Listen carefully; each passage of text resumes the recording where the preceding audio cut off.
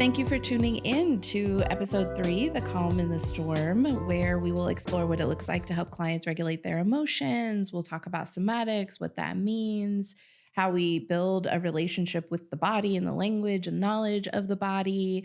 I've had a lot of experience with teaching clients how to learn the language of their body as a source of wisdom to help them navigate their experiences so that they know kind of whenever they're experiencing any kind of activation or even joy, like what's happening in my nervous system, what's happening in my body, and what tools might be available to me to, reach my baseline again or to just weather this Mhm. in a way that feels really supported. And so, part of why we wanted to bring this as a clear episode is that we recognize many birth workers, aside from clinicians, doulas, lactation consultants, anybody who works in the field of working with birthing people and bodies, you are focused on and oftentimes thinking about what's happening in the body, but not as often thinking about how does this mind body connection play into this whole idea of psychological well-being, overall well-being. And what I also find is that folks are often offering or thinking about and providing somatic tools for well-being and not thinking about like what's actually happening when they administer those tools, or how to strategically pair what kinds of tools are most helpful in which situations. So I found it to be really empowering for my clients Yeah. that, once they kind of understand and know and learn what's happening, then they can really kind of integrate that into how they understand how they're doing holistically, and be able to communicate that and ask for what they need. Yeah. So I wonder for you, Dr. Saida, I mean, what are some of your thoughts about the importance of learning the language of the body, this whole concept of somatics and the connection of mind body, and how it ties into what we've been talking about around perinatal mental health? Yeah, this is, I think, one of my favorite topics, like Me how too. to help people emotionally self-regulate, because Yeah. in birth, as we talked about before, you're going to get into any potential situation that can Yeah. be highly intense for the emotions, for Yeah. people's coping skills to be at their limit, maybe even past their limit. And typically the birth workers are the ones that are the closest to them emotionally. And so there's a lot of expectation that they can help hold and guide and support around intense situations, but you may not have had training in that and like really be prepared. And so to be able to have practical tools like somatic support and just like you said earlier, people might be doing things naturally, like you do things intuitively, like a lot of things Mhm. in birth support and in like I would say like nurturing spaces and women's work are intuitively somatically responsive. But to be aware of it and to be strategic around it and to feel like you're not just sort of winging it as you're going, but you Right. can like have a game plan, Yeah. it's really helpful. And I think the other thing too is like there are a lot of unique circumstances in birthing, like pregnancy complications. If Mhm. families have like domestic violence or like life circumstances that also throw a lot of high emotion in for them while they're pregnant. Perinatal loss, obviously, you could have a loss, and as a birth worker, you could be a part of supporting people through losses, after losses, during losses. You really want support and all the tools you can get when you're in difficult situations, fast moving labors, and then unexpected things like C-sections or events that happen to the body that really become disruptive emotionally and psychologically for people who are birthing. And then you're there not just hopefully not just as a witness, but you have, more practical tools if it becomes more intense than a classic, labor and delivery and, like what you were thinking when you said, I want to be a doula or I want to, support with lactation. And then you get there and you realize there's a lot of other things going on. You can really help people a lot understanding somatics. Yes. You keep using terms like intense and, things like that. And I'm also just want to name that in pregnancy, birth, postpartum, there are often a lot of new sensations Yeah. in your body Yeah. that are, wow, I've never felt this Right. magnitude of sometimes pain, but Yeah. even just, expansion Yeah. or stretching Pressure or pressure or, or all constancy of a different. sensation. Like you might have Exactly. had aches and pains here and there, but like, Right. is this thing not going to go away? And I'm only Right. 6 months pregnant. And you're saying I'm going to Right. still have this hip pain when I'm sleeping and it's going to Yeah. get worse. Like, Yeah. there's a lot of enduring of potentially, strong emotions and strong physical experiences. And Yeah. then strong emotions in response to those physical Yeah. experiences. Yeah. Yeah. So that's where I think this topic is so important. And why I'm sometimes still so confused why we don't talk more about what happens in our body Yeah. in this journey as part of just like a natural part of this conversation. Because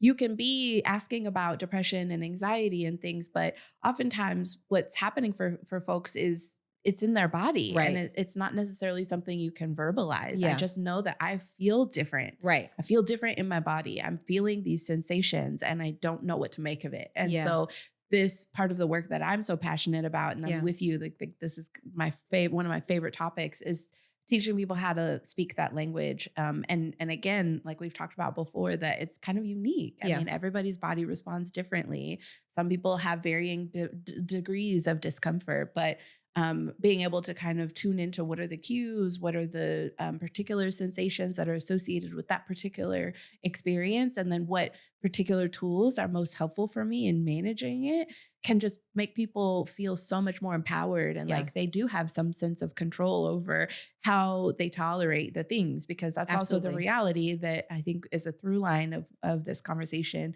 The conversations we've been having is that it's not that pregnancy and parenting and childbirth doesn't come with some degree of discomfort. It's a transition, it's a transformational Right. experience of growth and expansion. So there's inevitably some level of discomfort, Yeah. but with these tools and with this these contexts and this understanding, we can kind of learn and know, and even be able to sometimes anticipate what might come up, and then already have tools ready to employ whenever it's time. I'm thinking of something that just like this wisdom is popping into my head. Midwife Mama Shafia Monroe. I remember I was talking to her years ago, and she was like, "What's this thing about birth trauma? Everybody's talking about birth trauma. Birth doesn't have to be traumatic. Why is everybody talking about birth and pregnancy and all of this motherhood stuff like it's such a burden and it's so difficult?" Mm. And the thing that I think about related to that, and I agree because I, in many ways, was able to achieve really beautiful, expansive, like personal experiences in my motherhood journey. And we live in such an unnatural, industrialized, patriarchal, not family centered environment that we're not in a natural setting where the ease of the transition into motherhood Yeah. and parenting Yeah. is graceful. Yeah. It It's kind of feels like a pressure Yeah, cooker. you're Like going you're just against the like, grain. Now you're yeah, not able to it's a do your lot. job, or you're not able Yeah. to be in school, or you're not able to do whatever you were doing with your partner before. And it's all this, there isn't like in many communities like oh, you're coming into this new space, which means you're Right. gonna have need more grace, you're gonna need more time for this, you're gonna need more space for this. It's like you have to make your own space. You have to Yeah. somehow get all your energy to demand support, and you've got to pay for it, or you've got to call the insurance company and figure out how to get it. Like, Right. it's not inherent in our experience when you become a parent that you get the environment that would allow for you to have this beautiful, expansive, creative, like, yes, let's bring a new life into the world with the village. And so what I think about when I think about what she was saying, because she's someone who's teaching people about the traditional wisdom in Africa and in African American tradition of caring for the mother and the baby dyad and the partner in the family. She's teaching the natural way that that was supposed to be. And so in that Mm. setting, yes, it should not be any of these difficult things. And unfortunately, what has happened is that so many of the people, and now, with a lot of the work that I've done working with birth workers who are in community space, like they're not positioned with a lot of support, then they're also trying to help people navigate a lot of social determinants issues, a lot of other things. Like, it's a non-ideal environment in a non-ideal circumstance.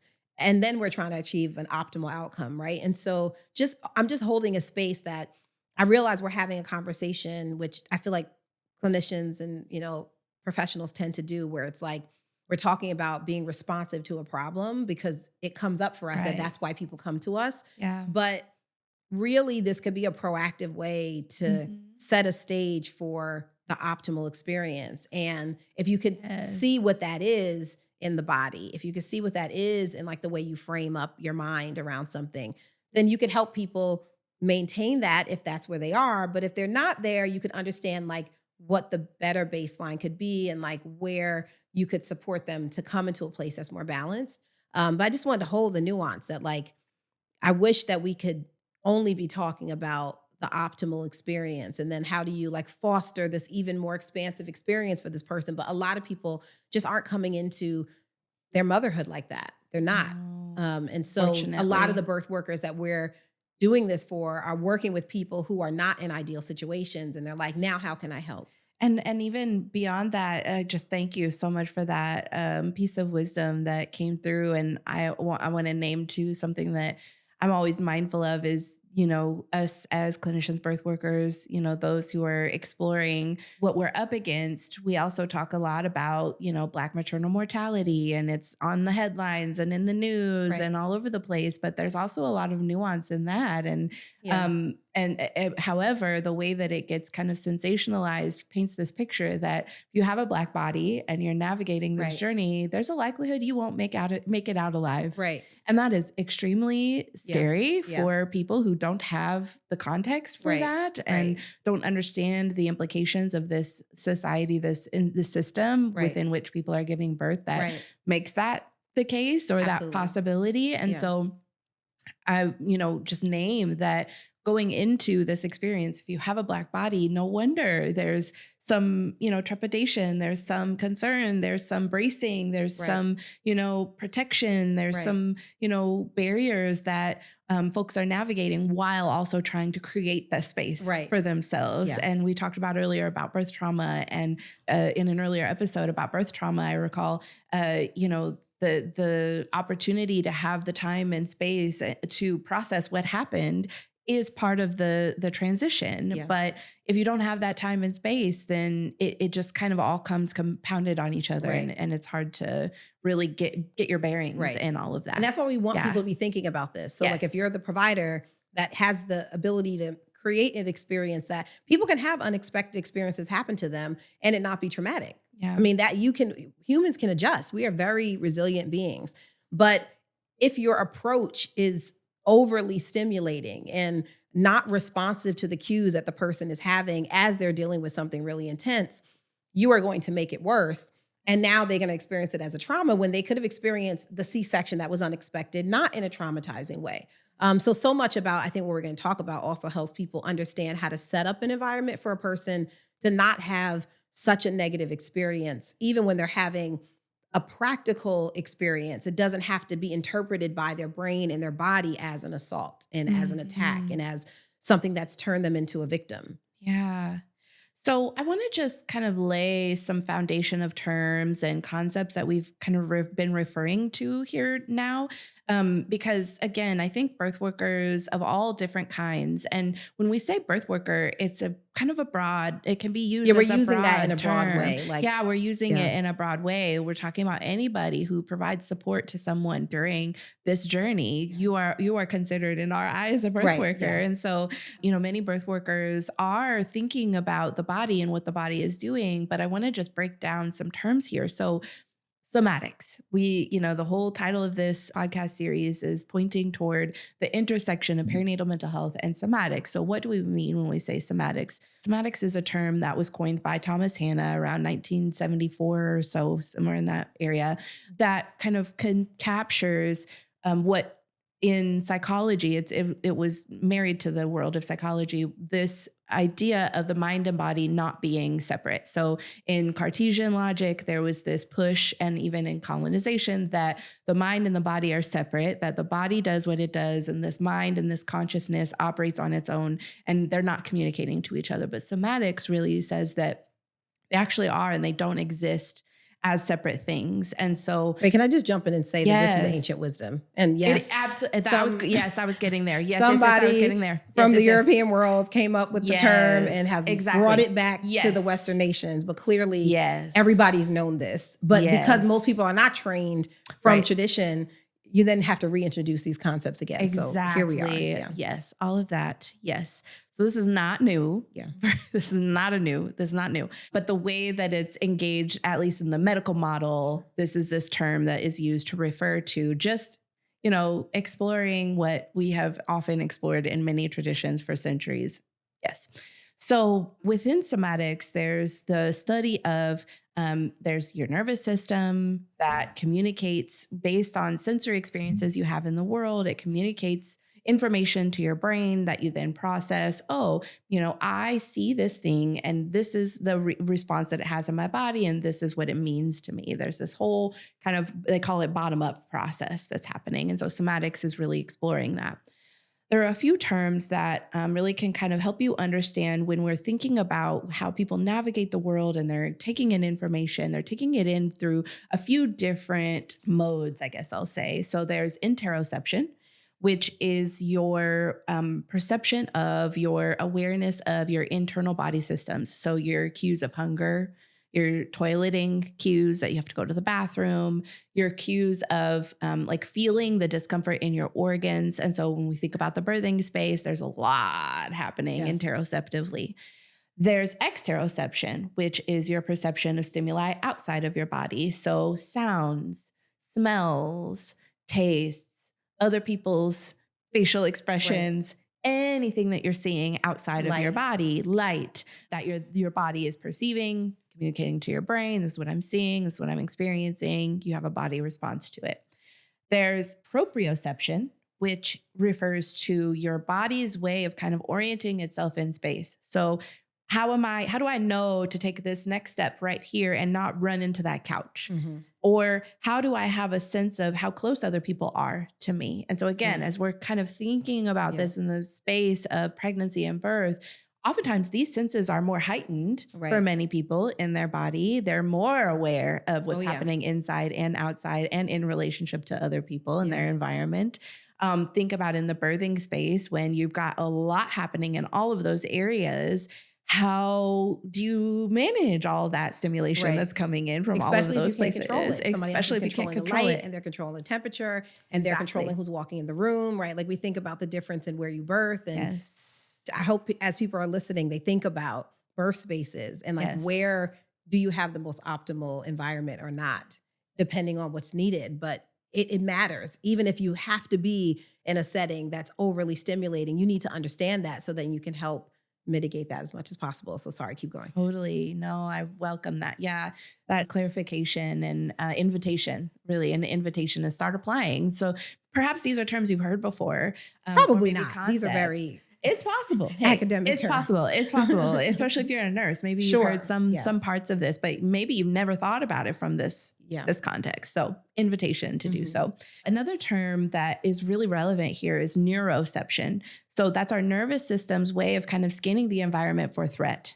Right. And so when you're in spaces, you're always looking at where is the nearest threat to me and what kind of feedback am I getting from my environment as it relates to that. And there's nociception, which is your perception of pain, which for a lot of people kind of lies on a spectrum. Some people Mhm. have different levels of pain Yeah, for sure. tolerance than other people do. So that's another one that I've perceived and heard come up in the birthing space too, of people projecting like, oh, it doesn't hurt that bad or it Right. shouldn't hurt that bad. It's Right. like people's nervous system, their body is built different, Absolutely. it's Yeah. wired differently. Yeah. And so they respond to things uniquely. Right. And it's also shaped again by past experiences. If you had, you're coming into this experience with past trauma, maybe trauma that you haven't addressed, that kind of further complicates the way that you respond to all of these sensory Right. stimuli. So wanted to lay that out. Yeah. Now, as we're thinking about and talking about these somatic tools, and oftentimes that birth workers are commonly bringing into the birthing space, we're aware of the nervous system's cycles and rhythms. So the nervous system is the network of wires that go from your brain and go all the way through your whole body. You've got nerves all throughout your body, and all of them do different things. They pick up on different things. Think about all the terms we just listed. There is your sympathetic nervous system, which is responsive. So if you do perceive a threat, your sympathetic nervous system will turn on and you respond. Your parasympathetic nervous system is another kind of part of that whole ecosystem that works to help you rest and sleep, digest your food, things like that. And so for many folks, when they are encountering certain stimuli, either of those processes can turn on or off. Mhm. For some people, it's helpful to visualize it as your sympathetic nervous system is like an upward activation, Yeah. and your parasympathetic is kind of like a calming downward activation. It's Right. much more complicated than that, but we are not here to be neuroscientists Yeah. today. But just to kind of simplify the terms a little bit, there's kind of this on and off And then the switch. on for the sympathetic is what people are typically thinking of as like fight or flight or freeze. Right. Yeah. And yes. And however, your sympathetic nervous system is also on, like right now, as we're talking, Right. this is a sympathetic nervous system Right. response. However, we are in a regulated state, Right. right? So again, really complicated, but just good to know that sympathetic means you're activating, you're responding to stimuli. Parasympathetic means you're able to kind of access states of restoration, and such. Yeah. Some people can get stuck Right. in either of those areas. Right. And that's where we start to notice patterns. And so I know I've been kind of saying a lot of terms and a lot of technicalities and, clinical stuff that, you're just invited to listen and allow it to land how it lands. There's no expectation for you to leave, again, being a whole neuro. Exactly. But just kind of thinking about for the people that you work with and things that you might notice as people navigate the sensory, the intensities, as you put it earlier, of pregnancy, birth, and postpartum. How do we, really think about what this means? Like, Right. what does this mean? I wonder if you have like thoughts about that. Well, no, I mean, I think, if you were to think of something as simple as the response of your system to the external stimuli and how that impacts your emotional state and your physical state. Just think about any event of pregnancy, labor and delivery, childbirth, postpartum, and how many cues are being activated all at the same time. All at the Like same most time. people are able to get through a day with what Right. is typical. And Yeah. then the person that has birthed and is now a part of this whole process is getting, I mean, I don't even know how many, 10 times more just stimulation of just that. So even helping understand what is your baseline when things are like, what happens when you're in a crowded environment? What Mhm. happens when a bunch of people are talking? So like even if you're like doing a prenatal with somebody and you notice like their partner jumps in and then the mother, like if you're particularly when we're doing like home visits and maybe there's other kids that are running around, like are they able to stay with the conversation? Are they able Yeah. to stay Are they present? scanning their environment for Right? Are they what's looking for like happening? who's Yeah. jumping in the door? Well, who went Who outside? Like, are they always hyper vigilant? Uh-huh. And if you get into that like somatic work, like often, I'd want to do like an assessment of people's like, I want to see your calmest state that you can induce for yourself at will.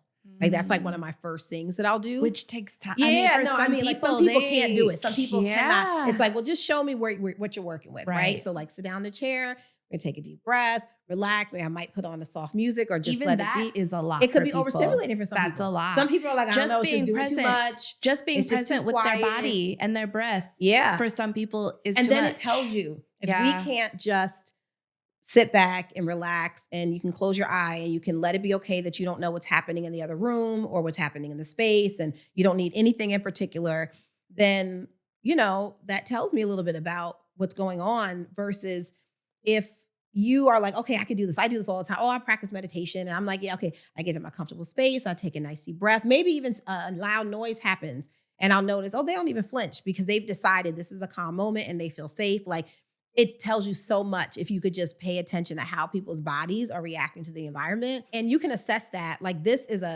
you yourself can pay attention without doing a written assessment of this. You don't need to necessarily have a chart that you're looking at. Just tune in to see how do they manage environment. And every different environment gives you a sense of how they manage a different environment. Because what's going to happen is then think out labor and delivery process.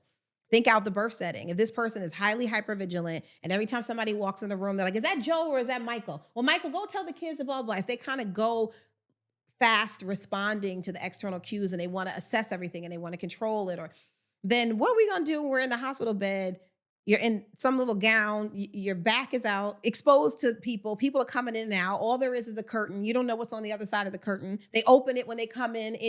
Right now we know, oh, hospital setting, this might be a little bit more stimulating for you in an experience where you're supposed to actually calm down and release, not be overly active, right? And so I just think so much about like, what do you need to give birth? What do you need to lactate? You need to actually shift into a relaxation space and not an overly activated space. And so, how far do we have to work to get that there? Because if we can't get that there, then I know we're going to be doing a lot of work trying to release this baby and a lot of work with the lactation. And so, oh, I'm not getting enough milk. And it's like, I remember somebody telling me when I was saying I was having issues like pumping. And she was like, well, what are you doing when you're pumping? And I'm just like, I'm doing it hard and I'm pressing and I got a new one. I got the electronic one. And like, when it's like, well, do you have a picture of your baby? Do you are you in a comfortable chair? I'm like, no, I'm in like the work chair. Like there's something on the window. Maybe people are going to come in. Like nothing about that was relaxing. And she's like, yeah, you're not going to get milk like that. You're going to have to create an environment where you feel as relaxed as you would feel in a couch laying back with your baby. And I was like, oh, okay, I'm gonna have to get a different plan because I can't achieve that doing that in the psych hospital closet. I'm gonna have to go in my car. That's where I could feel more relaxed. But I mean, even to be aware of like, what does my body need to release milk, right? Like, it's so practical for pregnancy. All right, let's keep going. I just want to say this, it's especially for the most vulnerable, the most marginalized. This is revolutionary stuff we're talking about. Yeah. Because for many folks, especially Black bodies, brown bodies, Indigenous bodies, this vigilance, the inability to settle didn't start with our nervous system. No. A lot of this hypervigilance for many of us lives in our body Transgenerationally, epigenetically, and it served a purpose for Right. survival. Absolutely. And there are ways that we can better understand what is ours, what is present. Is there actually a threat in this room, or am I Right. responding from something that's not even, Yeah. it didn't even happen in my lifetime? Right. So much self-awareness. Oh my goodness. So what you're speaking to is, the impact of transgenerational trauma. Yes. And the concept of transgenerational trauma, to give a 1-minute overview. And we maybe link a longer talk about that I've done in the past if folks want to get into it. Yes. Is so basically you talked about the sympathetic and parasympathetic nervous system. If you have a long-term activation of the fight or flight or freeze response, let's just say things that people are really familiar with. Yeah. Especially like, let's say enslavement, your family's being kidnapped, your family's being forced to move off of lands. If you're an Indigenous person, there's a war in your area. There's police brutality. Like it could be any kind of environmental thing that is affecting a whole community. Not just one person is having a heightened fight or flight or freeze response all the time, which is safety, because you need to pay attention where are your children if they're stealing your children. You need to pay attention if somebody's whipping people, if they're not moving fast enough, if they're not there, right? Your ability to stay hypervigilant keeps you safe, keeps you alive. Got maybe me sitting in this, Black body, coming from, 400 years of, historical, slave trauma from sides of my family where that was their story. It kept us alive long enough for me to be here. And maybe I don't need to be overly hypervigilant every single day, all the time, looking behind my back, but I might wake up feeling hypervigilant all the time, right? And so the concept of transgenerational trauma is that historical traumas that impacted our ancestors also can impact both the way we socially teach our children to engage in the environment to stay safe, right? So watch your back, girl. Don't just be walking in the street not paying attention, right? It's a very common thing that you'll see with people with unsafe historical family culture and community culture, that you want your kid to be hypervigilant. And what you're saying too is like, not only is it living in my body, this inherited propensity for vigilance, it's also in the way that I'm taught. Absolutely. It's both. It's in the culture. It's in both. the culture. And that's the thing. It's in the culture. It's in the reinforcement of the way we are still surviving. And especially if you're in the United States where, racism and the societal isms haven't stopped, right? So then it just Right. transformed into teaching it in the culture so you can survive because it's Right. not so obvious anymore. You don't know who your enemy is. It could be Right. anyone, right? Now it's all of those people or all of these people or so then it gets very overgeneralized so that people just feel unsafe just living Yeah. in their environments, even if that specific individual that they are identifying as a dangerous person isn't actually dangerous, but they represent the old dangerous group or the dominant dangerous group, right? But so then you'll have the epigenetic side. So the idea of genes, you pass them on like baseline genes. And then you could also pass on genes that will turn on for certain things. So people are familiar with like you get to a certain age and you get puberty. That turns on. It was always in your genes that at some point when you hit puberty, you're gonna get this kind of body type and these hormones are gonna flow. But they're not on just at birth, right? Like they wait for their certain cues. Well, there's certain cues in our emotional regulation genes that are related to that turn on for hypervigilance that may stay on and have come on for you because of your historical family trauma that was very useful to survive for the years before. And now it's just comes into the next generation. So they've done studies on rats. They've also done studies with Yep. people to show that the next generation of Uh-huh. people to many generations still have similar epigenetic markers turned on for stress response that their ancestors had who were in the war or in Yeah. the Holocaust or in the slave experience. Mhm. Or if it was a rat, they had exhausted the rat and stressed it out. And then they got it pregnant, saw that all the other baby rats come out similarly. But interestingly, in one term, if they give a nurturing environment to that same mother rat, who then has a new litter, if that's what they call them, they don't have some of those epigenetic markers often. So you actually can change it in your lifetime. You can change it in your body. You can Yeah. change it from one birth to another. And that to me is like the excitement of understanding this because you can heal transgenerational trauma. You can heal epigenetic wounds, but you do need to understand if you're being impacted by them to even know that they need to be healed. Yes. That was a word. I think folks are probably wondering, like, how do you do that? Right. Like that's such a tall task. How do Yes. you give people the tools in this lifetime to heal this? Because it is possible. I mean, that it's just such a message of hope Yeah. that I hope that that's what folks get. Yeah. I feel like that's what I was feeling I into mean, right haven't now you is that experienced that as someone who's learned somatic healing for yourself, that it first yeah, helped heal you and then yeah. you can teach it to other people? Right, Yeah. exactly. And then when we're teaching our mamas how to do it for Yeah. themselves, they're able to do that for With their the children. babies, Exactly. yes, and their children. Yeah. So, and there's a lot that goes into it. There's creating the environment, Right. there's creating the knowledge base and being able to speak the language. There's knowing, what tools are available. And so I wonder, I'm thinking about applying this. So Mhm. one thing that comes up a lot as we're thinking about, tying this into perinatal mental health, and I think about with my clients, often they report this. And I think, again, this is a symptom of the society and being unsupported and being isolated in this journey. But there's this term called mom rage Yeah. that many people, potentially some folks, can resonate with.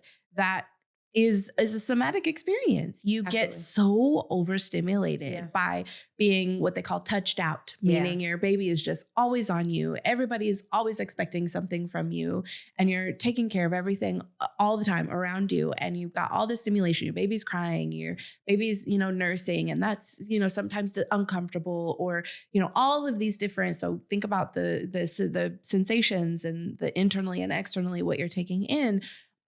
Your fuse kind of gets shorter Yeah. and shorter and shorter, Yeah. and you're more quick to be reactive. And that can be really overwhelming. And I think even just in general, anger, irritability is a taboo thing to mention. Right. There's a lot of stigma Yeah.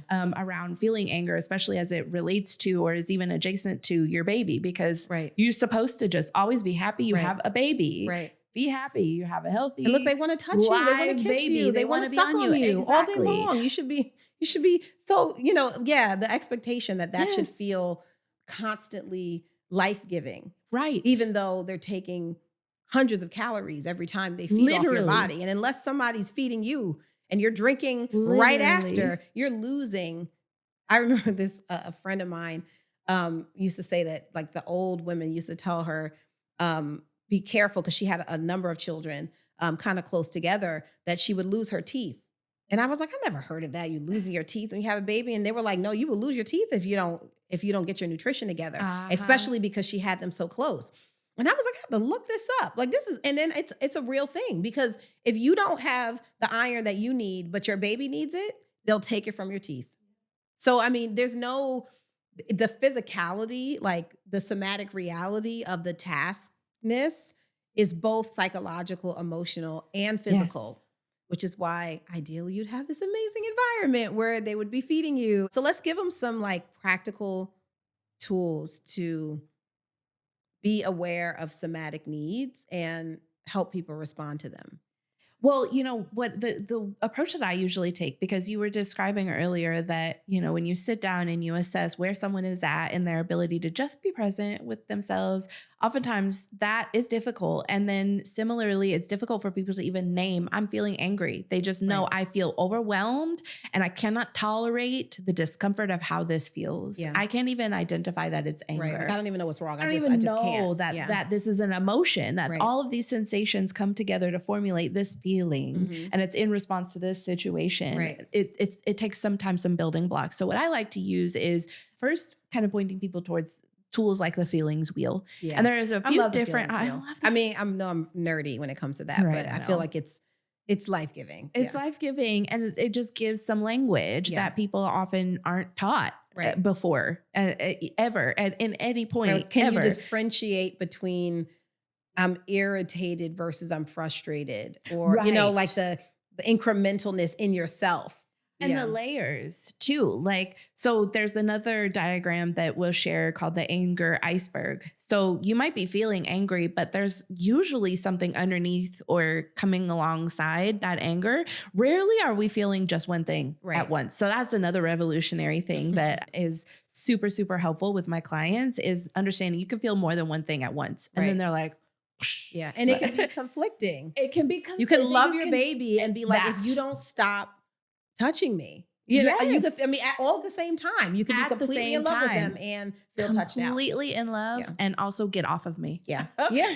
And so when we think about the feelings wheel and giving people language and frameworks and structures, I think that can be helpful to help people understand, like, sometimes maybe it's anger, but I'm really just feeling, overwhelmed or irritated or, something else. Or, maybe I'm feeling grief at the Right. fact that I don't have the kind of Yeah. family structure and village that Yeah. Yeah. I deserve. Right. Yeah. And so these frameworks can be helpful. There are also some culturally relevant ones that have been created. So Mhm. Beam is an organization, Black Emotional something mental health support. Another, we'll put it in the notes. Created a more of a culturally relevant feelings wheel that offers language that Yeah. is more likely to be utilized in marginalized communities. Yeah. That's not like, I feel sad. Right. It's like, I feel irritated or Right. I feel stressed or, Right. what other terms might actually be more, people might resonate more with. Right. And then taking this a step further and kind of thinking about somatics, there's another tool that came about by Lindsay Brahman, I think is the name, that ties the feeling to sensations. Mm. So helping people to kind of understand, okay, whenever I feel angry, I notice I feel heat in my stomach. Mm. My fingers are tingly. Yeah. And so it That's can, so good if you it's can get so to good that. if you can Yeah. get to that. But that's advanced. That's It advanced. is. But But try. But you can try. You can work towards it, Yeah. right? Like you can start with something simple. Start with the stuff you feel regularly. Start with Right. joy. Right. What Like, does what it is joy? feel Where like? do you feel it in Where your do I body? feel that in my body? Yeah. And start to cultivate that relationship. And the more you pay attention to those cues, the more you're going to be aware of them in Yeah. the future. And you're also going to be able to know sooner how and when to intervene and give yourself what you need before it gets to a point Right. where it's harder to come back down Right. from. That to me is the most important part of teaching it and learning it for yourself is like, again, humans are very resilient. If we could pay attention to the cues that our body is already giving us and Yeah. how we're actually feeling, then we would not get beyond our ability to contain, maintain, and handle our emotions, even pain. Like, I mean, think about how many Exactly. times something has been allowed. And I'll just say, like, with like obstetrics, right? You go to a pap smear, it's already Uh-huh. hurting you, but you Mhm. wait until it's excruciating to tell them stop. or you're getting an ultrasound and they're pressing and it's uncomfortable and you're like, I know, but I'm supposed to sit here and let them do it. And wait, stop. But how long before that Yep. did you actually feel pain? Because that's when you could say it's starting to get uncomfortable. You can keep going, but we're already at, you need to pay attention to me, right? Like just being able to do that would change the game for so many people in their reproductive engagement with their providers and with themselves and maybe with their partners and with, like even with the children, what I mean? Like being able to recognize before I say, stop touching me, right? Before you yell at the kid or yell at your partner or yell at, before you get to cloud nine, or maybe cloud nine is not the right word, but before you go to the edge, be able to notice for yourself. So even if you're not able to say to somebody else yet, because that feels like you don't have enough emotional strength for that yet, can you note for yourself that, oh, I actually felt pain a couple seconds before I said that? Because if you can just start noticing that, your awareness takes over. I find that like my somatic awareness, when I started off with a couple things, what does it feel like when I'm joyful? What does it feel like when I'm getting irritated? What does it feel like when I'm uncomfortable? Like, do I wait to go to the bathroom? Right. When do I go to the bathroom? When I'm going to pee on myself, or when I'm noting I'm going to need to go to the bathroom. So I'm going to wrap up what I'm doing. But like, that wasn't my baseline was emergency only response. So it's like it has to be, I'm dying, I have to go to the ER, and not, I think I don't feel well. Let me talk to somebody. Let me read something. Let me sit down. Like that response, if people could change that, it would change the game. You know what I also really appreciate about this framework is that it helps you build trust with yourself first. Yes. Because if you stop ignoring those cues, like I have to go to the bathroom, but I'm just going to wait until it's dire. Right. Then your body is kind of like, well, you're not going to listen to me anyway. Like you're not really responding to me. But the more you build that trust relationship with your body, the more you're able to even discern what is the truth of my body. Right. And it's so powerful and important for birthing bodies to know what is my actual yes. Yeah. And what is my no. Yeah. And how, and there can be a maybe. We have plenty of room for it's a no right now, but I can potentially change with more information. But oftentimes people also don't really know that those sensations are telling me I don't consent to this. Right. I don't want you to touch me there in that way. Right. And I have to have the ability to speak up and know that that's what my body is communicating. Yeah. There's the other side to it too, for providers that, what you were talking about, the examples of how many seconds ago did I start to feel uncomfortable before I said something.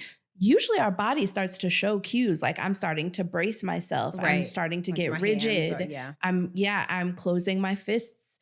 And so how are providers paying attention to that body language? Did you notice that she got tensed up 5 minutes ago and you kept going? Right. How do we, and the more you can recognize that in your own body, the more you can recognize that in somebody else's body. It's part of building emotional intelligence.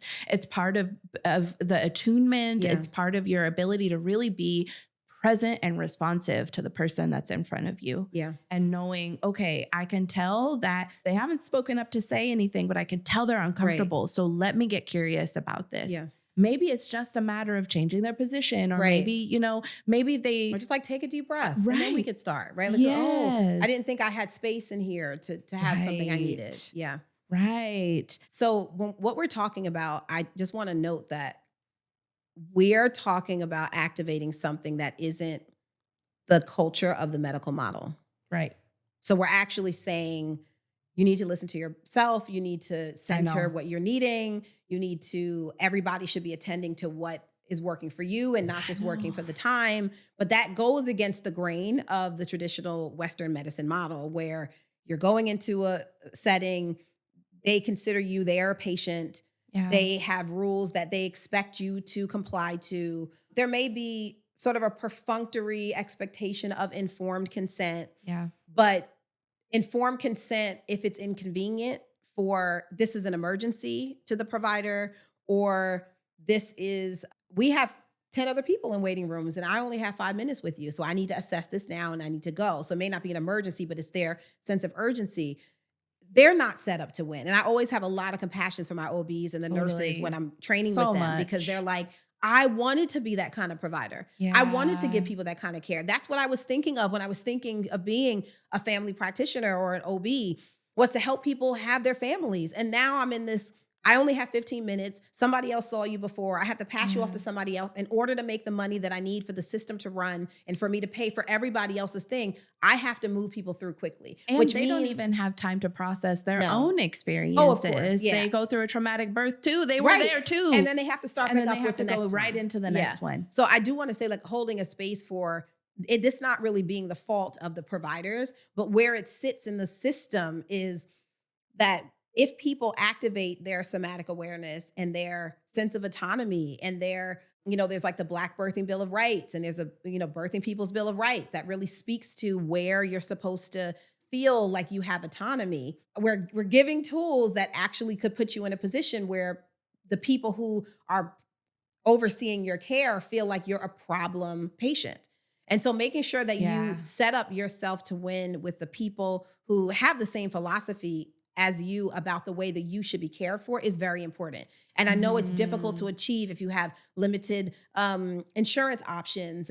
But I had both my babies on Medi-Cal with no money, and it was the only thing that mattered to me, was that the people who were my immediate providers were people I could get with. And it felt like they could get with me the way I wanted to be got with. I wanted to be respected. I wanted people to introduce themselves. Like, I had a standard for myself, and I had to hop and skip. I had to change providers. It was not easy to achieve that. But for me, it was imperative because I had realized this was so important. And it's Yeah. something that unfortunately does have to be, it's like in your house as the birther and the birth worker to help them set themselves up to win that way. And if not, then you have to be like level setting the reality between what you're teaching them and what they're about to have to manage, which is great because then they get an opportunity to have these conversations with their provider. And if they're not sensitive enough, they get a chance to have a patient that is self-aware and actually says, wait, before you touch me, I need to know your name. Most of the time they're like, Mhm. oh, sorry. I just, Yeah. nobody ever told me they cared that I tell them I'm Yeah. going to touch them first. Like, Yeah. so it's a retraining of the whole system as much Right. as possible. Yeah. And we're kind of in a space where there's all this, evidence now about trauma informed care and patient centered care. What we're talking about, that is Yeah, this. This absolutely. is This is trauma patient-centered informed care. patient centered. Absolutely. This is it. So we're giving the framework, we're kind of breaking it down. Whereas I think in some of those spaces, they don't really go into the detail of Right. actually Like, what what's does that mean? happening. Yeah. Yeah. What is happening in the person's body? What's happening in your body? How is your nervous system actually responding to their nervous system? If someone is super, super anxious sitting in front of me, the work that I've done in my own somatic journey is noticing that I actually get really fidgety. Yeah. I start to scan the room. I'm Right. noticing that, like, I'm checking, I'm like, what time is it? It's only Right. been 30 seconds and I've Yeah. already checked the time three times in the last minute. Right. Like, maybe some of this is mine, but maybe Yeah. I'm Like, I'm noticing and picking picking up on up on something. Yeah. what's happening in front of me, which is exactly the kind of attunement that happens between a dyad, Yes. the mother baby dyad. Right. You're being responsive to your baby's nervous So system. talk about attunement, because you're explaining something that I Yes. want you to like amplify for the Yes. people. Yes. I mean, attunement is just this presence and awareness of what you're observing, what you're perceiving, and being able to, even if you don't always understand, even if you're not always able to put your finger on it, you're not ignoring cues. You're not Right. ignoring what you're observing, and you're bringing presence into the now. You're Yeah. not thinking about what happened 5 minutes ago, my last patient. You're not Right. thinking about, oh, the next patient that I've got coming up, who's got, whatever else I'm concerned about. I'm thinking about exactly who and what is sitting in front of me. I'm thinking about this as a human being sitting Yeah. in front of me with a whole body, with a whole set of needs, Yeah. a whole set of A whole nervous desires, a system. whole nervous system, as a whole person. And I'm being responsive to what's happening right in front of me. And you can do that in a minute. Oh yeah. It can be infused in every Anything. interaction that you Absolutely. have. Something, I'll give an example, like in a home birth visit where I'll have a client that, you're pregnant, maybe 7 months, 8 months pregnant. We've been having a conversation for an hour. You haven't stopped to go to the bathroom, and Mm. and I'm just like Mm. checking in, like, how are you feeling? how are you feeling sitting in that same position on the couch? Because sometimes people will like want to just like be their best You're selves. They're paying overly attention. dressed up when I get there. And I'm like, you could have kept your Yes. moo-moo on and the curlers. Like this is your visit. This isn't a visit where you have to dress up for me. I'm in your house. You didn't come out to the world. You notice they keep looking towards the bathroom, or Right. they keep looking Or towards just a little fidgety, looking or at the just, water sitting on the just like trying to like the room. position themselves. It's like, you can sit on the floor. Like, where would you, if you could just be in any position? And sometimes they'd be like, I'd be in my bed and we'd be talking in the bed. And I'm like, then let's get in your bed. Let's get in the bed. We don't have to do this while we're sitting in the couch. Like, at this point, you're probably really uncomfortable sitting down this long, you know? And so just being able to like notice if you see, or even question, like, how are you feeling right now? You know, is that a comfortable seat? And sometimes people are so shy or uncomfortable with sharing that it feels embarrassing to them to say that they're not okay. It can be helpful for you to know. Sometimes it takes, people are really uncomfortable when they sit that long at 8 months. Is this comfortable for you? And maybe they're like, yeah, I'm totally comfortable. I'm like, oh, wow. Like, that's excellent. I'm happy that you like, because maybe you're at work and you're sitting for a long time. Like, it helps them think about even their sitting culture and like the way that they're caring for themselves, going to the bathroom on time, and, oh, have a sip of water. You know, do you feel like you need a sip of water? It's been a little while since you drank some water. You know, it's like, is anybody even asking them about hydrating? Because they, you know, so those kind of like, it seems simple. And it's also, we talked about like natural nurturer wisdom. Yeah. But it's intentional because you can also use it as an intervention to help a person become more self-aware. Mm-hmm. And then cue up. Remember this when you go to work next week, because we sat here for 4 hours and had a whole great thing, but you got up, you got on the birth ball, you did some rocks, you sat on the couch, and you go to work. You're still going to work right now? How are you doing that?